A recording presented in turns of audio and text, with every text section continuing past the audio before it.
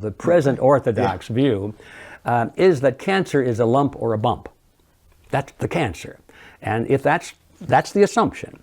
Now, if that is true, then to get rid of cancer, all you have to do is get rid of the lump or the bump. And hence we have surgery. Well, that gets rid of the lump or the bump. Or we have chemotherapy, which poisons the lump or the bump. So we got rid of it. Or we have radiation, which burns it and got rid of it. And you undergo these 3 therapies, and if you get rid of the lump or the bump, the doctor will say, it looks like we got it all. That famous line, we got it all, you know.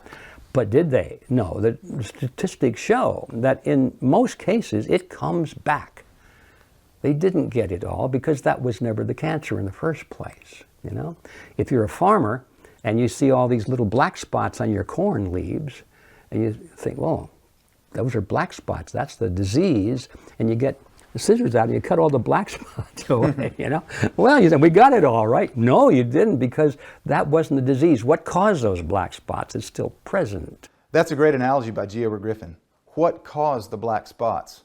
So let's go back to cancer. We need to figure out what caused the lump or the bump. We need to look at the cause and not the symptom. I wanted to get the opinion of Dr. Rashid Buttar, so I caught a plane to North Carolina. Cancer is not the problem. Cancer is the symptom. If you want to look at it from a car analogy, I don't know why everybody seems to understand analogies when we use cars. Cancer is a flashing light on the dashboard. And the reason chemo and radiation and surgery don't work is because everybody's taking a hammer. They're taking a hammer to that flashing light on the dashboard. And the check engine light. The check engine light. Exactly, the check engine light. The flashing light is saying that there's a problem with the engine. So everybody says, I can fix that. And they're hitting that light, but that's not going to fix the engine. So my question to patients is very simple.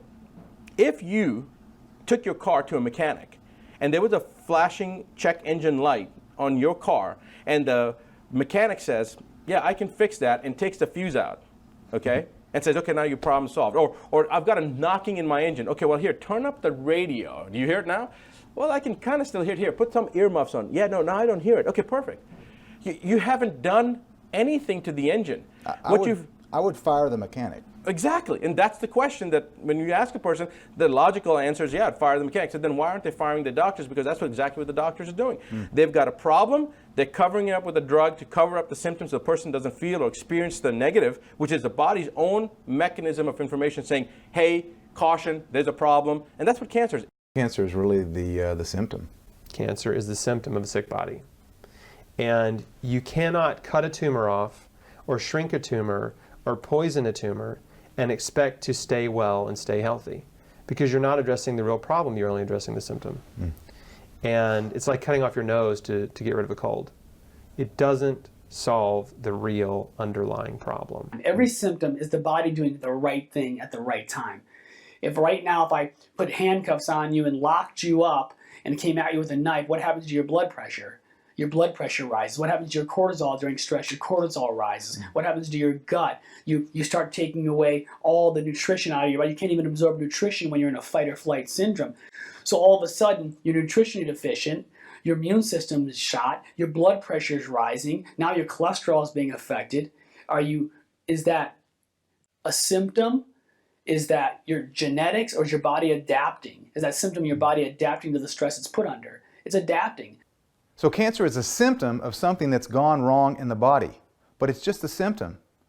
The tumor is not the problem, but so often now in modern oncology, we smash the check engine light of our body. We cut out the tumor, but there's an underlying problem that's still going on. But did you catch what Dr. Major said? Every symptom is the body doing the right thing at the right time. I was asked to speak at the Cancer Control Society convention in Los Angeles in August. And while I was there, I was fortunate enough to speak with Dr. Brad Weeks. He said something almost identical to Dr. Major's. Samuel Hahnemann, who was a medical doctor who actually was so frustrated with the standard of care in his day, he gave up his medical practice. He gave up his MD. And he went into and formed a whole field of medicine called homeopathy, which is a whole other topic, but it's a very fruitful study about healing. And one of his favorite quotes is that the symptom is a healing gesture. The body is no dummy. If the body's doing something, it's probably a wise thing. It's maybe not a permanent solution. It's maybe a stopgap solution, but like a fever.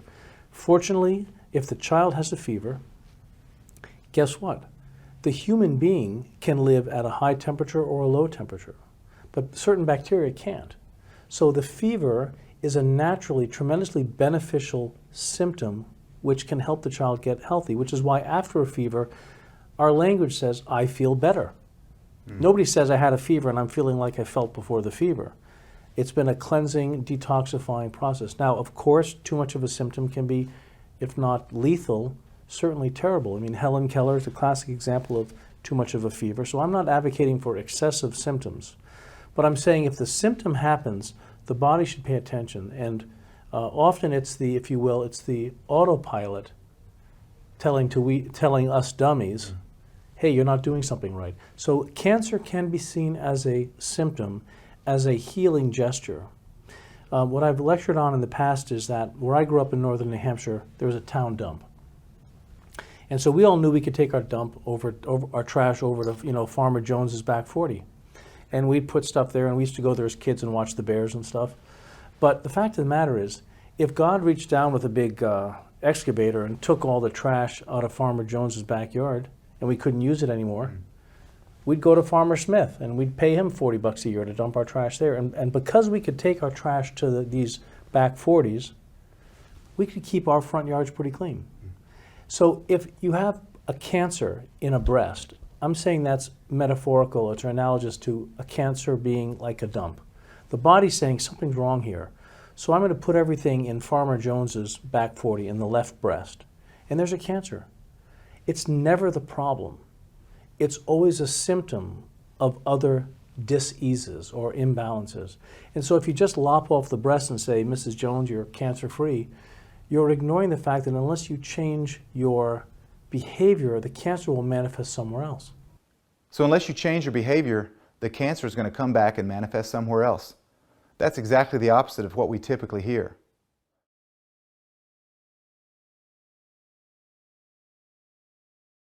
You see, if we're going to change where we're going, we need to know where we've been. And that's why history is so important. Because as the old saying goes, those who don't know history are doomed to repeat it. So I don't need to go any further. You can understand when the money is coming from a source which has a vested interest in the outcome. Now what's going to happen is the outcome is going to be what the donor wants it to be generally.